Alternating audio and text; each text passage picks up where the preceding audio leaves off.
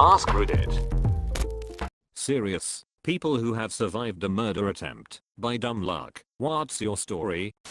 Was a bouncer at a club in LA for a minute in the 90s.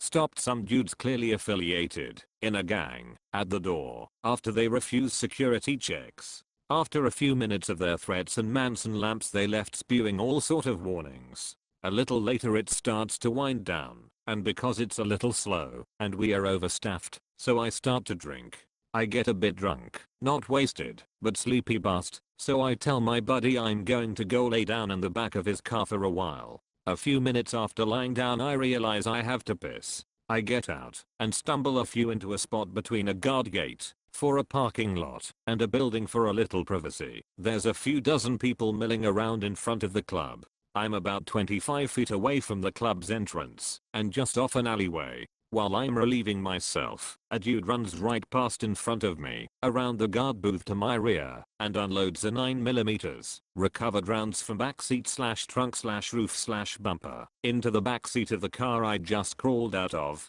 Bam bam bam bam. Unloading into the car. He then turns, runs right back past me, and down the alley into the night. Don't think he saw me at all. Nothing really came of it, except my partner was convinced I was a marked man and refused to be near me for a year or so. Mine's not extreme by any chance, but a couple of years ago my brother and I went to walk the dog at like 11 p.m. We left through the side gate, live on a corner, and right as we exit I see this weird looking dude at the corner of the footpath walking weirdly towards us. Got bad vibes and told my brother to get the dog and get back inside. This dude is walking kind of side on and hiding something in his hand behind his back. As I'm getting my brother through the gate, the dude says something like, "Oh, I'm made, can I come in? I need a blanket, I'm freezing." I just ignored him and went inside and locked the door. We then get a call from the people who live 2 doors up. The same dude knocked on their door and their 10-year-old son opened it to see the dude holding a fucking hatchet. Anyway, I'm glad I went with my gut on that one. Well, my mom got mad at me when I was 20 and I didn't give her money for her birthday, which I'm assuming was to pay off drug dealers of hers. So she stabbed me between the ribs, ended up getting stuck in the bone and had to get it taken out in surgery.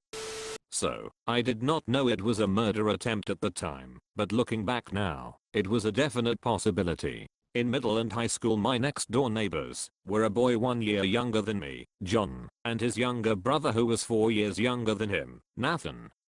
My own younger brother and I had a similar age gap, and we found ourselves around each other all the time. Now I'm a female and the rest of the group was all males, so there were just naturally times when the three of them would hang, and I wouldn't be around. One day my little brother, who was around 9 at the time, comes home with a porno mag and is telling me about the porn videos they were watching as a little unit. Now guys, I have no idea if this is something that is done in your pre/adolescent circles, but it freaked me the hell out and I told my mom. My mom then went and told their single dad. What I didn't know was their dad was an abusive piece of shit who beat both of those boys so badly that they couldn't go to school for weeks. No, we didn't call the police, we just filed it away and knew from that point forward to never tattle. I still carry the guilt of telling on John and Nathan with me to this day because it set off a chain of events I would have never anticipated. As we got older, the brothers started acting out more and more, bullying other kids, vandalism, weird shit like toying with roadkill. As the level-headed female in the group I opposed all of these things, and a faction emerged with me and the other neighborhood kids on one side, and John and Nathan on the other just fucking shit up and causing trouble. One day I had done something to piss off John, and he came at me with a large chef's knife. I didn't have shoes on, so I took off running through the backyard and crossed into the neighbors.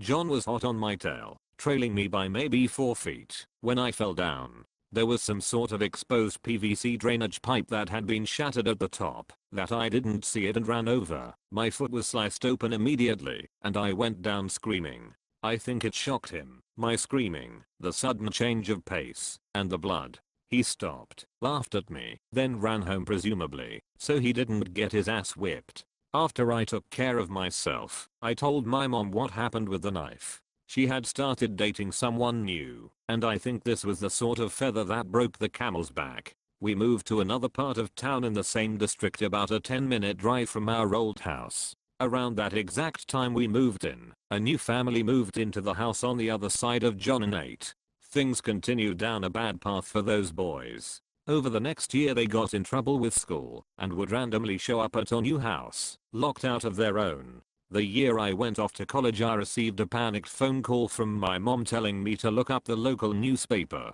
John had murdered the girl who had moved into the other house next door to him. It was really grisly too. He chopped her up and stuffed her into a trunk that sat outside in his dad's car all day while a family picnic was happening.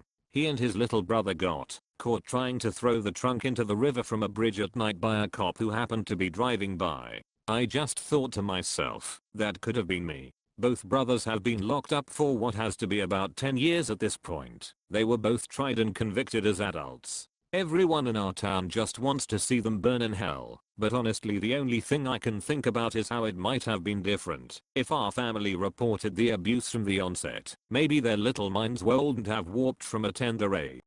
Throwaway because it got some media. I'm a criminal defense attorney. I was representing this guy that had embezzled almost $500K from his business partner.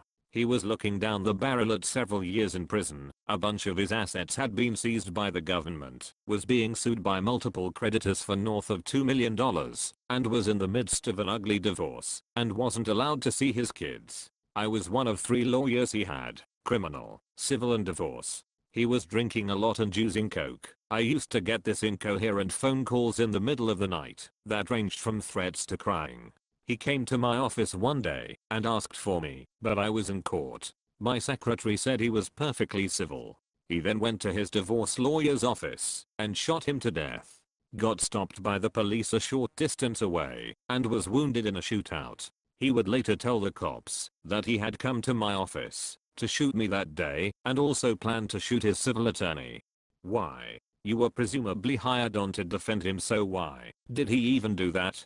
So confusing. He was not in a rational state of mind. People sometimes have a tendency to blame their lawyers when the situation isn't going to get resolved how they like. I know 2 other attorneys who have been assaulted or threatened with weapons by clients.